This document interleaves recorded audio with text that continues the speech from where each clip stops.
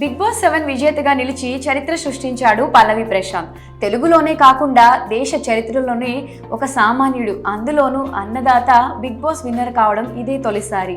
అన్న మళ్ళొచ్చిన, నేను బిగ్ బాస్కి వెళ్ళాలన్నా, అన్న రైతు బిడ్డనన్నా, నన్ను బిగ్ బాస్లోకి తీసుకోండి అన్నా అని వింత వింత చేష్టలతో వీడియోలు పెడుతూ ఉంటే అతడిని చూసిన వాళ్ళందరూ కూడా వీడెవరో తింగరోళ్ళ ఉన్నాడు అని అనుకున్నారు. పైగా బిగ్ బాస్కు వెళ్ళడమే తన జీవిత లక్ష్యం అంటున్నాడు. పని పాట ఏం లేదా అని అందరూ కూడా ఆయన్ని అసహించుకున్నారు.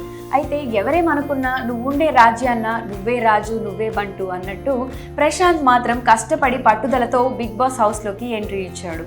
బిగ్ బాస్లోకి వెళ్ళాక తనలోని అపరిచితుడితో ప్రేక్షకులకు కూడా కొన్ని సందర్భాల్లో చిరాకు తెప్పించాడు. నామినేషన్ సమయంలో ఒకలా ఉంటూ మిగతా సమయాల్లో అమాయకత్వానికి బ్రాండ్ అంబాసిడర్గా కనిపించేవాడు. టాస్కుల్లో మాత్రం ది బెస్ట్ ఇచ్చి ప్రతిసారి మిగతా వారికి గట్టి పోటు ఇస్తూ వచ్చాడు. ప్రారంభంలో ఓడిపోయిన సమయంలో అతడు కన్నీళ్లు పెట్టుకుంటే సింపతి డ్రామా అనుకునేవాళ్ళు. కానీ రాను రాను అతడి సున్నితమైన మనస్తత్వాన్ని ప్రేక్షకులు కూడా అర్థం చేసుకున్నారు. ఎవరు ఎన్ని అన్నా సరే తన ఫోకస్ మొత్తం గేమ్ మీదే పెట్టి చివరకు టైటిల్ విన్నర్గా నిలిచాడు. అసలు హౌస్లో సామాన్యులు ఇన్నాళ్లు కొనసాగడమే గ్రేట్ అనుకుంటే రైతు బిడ్డ పల్లవి ప్రశాంత్ ఏకంగా విన్నర్గా నిలిచి చరిత్ర సృష్టించాడని చెప్పుకోవచ్చు. ఇదిలా ఉంటే విన్నర్గా పల్లవి ప్రశాంత్ మొత్తం మీద ఎంత గెలుచుకున్నాడు అనేది ఇప్పుడు అందరికీ పెద్ద క్వశ్చన్ మార్క్గా మారింది. బిగ్ బాస్ విజేతకు 50 లక్షలు ప్రైజ్ మనీ అని ప్రకటించారు. కానీ ప్రిన్స్ యావర్ 15 లక్షల సూట్ కేసు తీసుకొచ్చేశాడు. అది కూడా ప్రైజ్ మనీ 50 లక్షల నుంచి కట్ అవుతుంది. అంటే రైతు బిడ్డకు 35 లక్షలు మాత్రమే మిగిలాయి. ఇందులోనూ ట్యాక్స్, జీఎస్టీ పోగా అతడి చేతికి దాదాపు 17 లక్షలు మాత్రమే అందుకున్నట్లు తెలుస్తుంది. ఈ విషయాన్ని బిగ్ బాస్ తెలుగు 5వ సీజన్ విన్నర్ విజయ్ సన్నీ స్వయంగా వెల్లడించాడు. తనకు 50 లక్షల ప్రైజ్ మనీ ఇవ్వాల్సిందని, కానీ ఇందులో దాదాపు 27 లక్షల వరకు ప్రభుత్వానికే వెళ్ళిపోయిందని తెలిపాడు.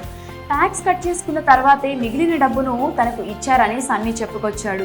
ఇప్పుడు ప్రశాంత్ విషయంలో కూడా అలానే జరుగుతుంది.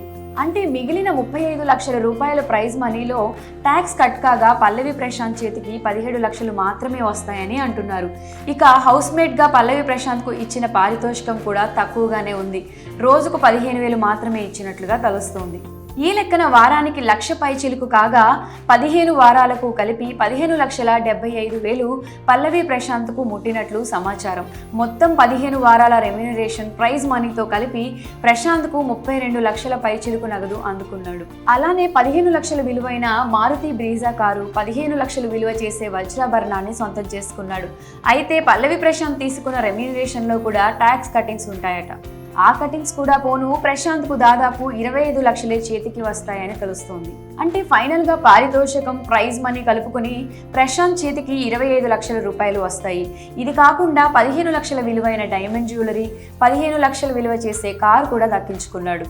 ఇవన్నీ కలుపుకుంటే మొత్తంగా ప్రశాంత్ చేతికి వచ్చేది 55 లక్షల రూపాయల మొత్తం అనుకోవచ్చు.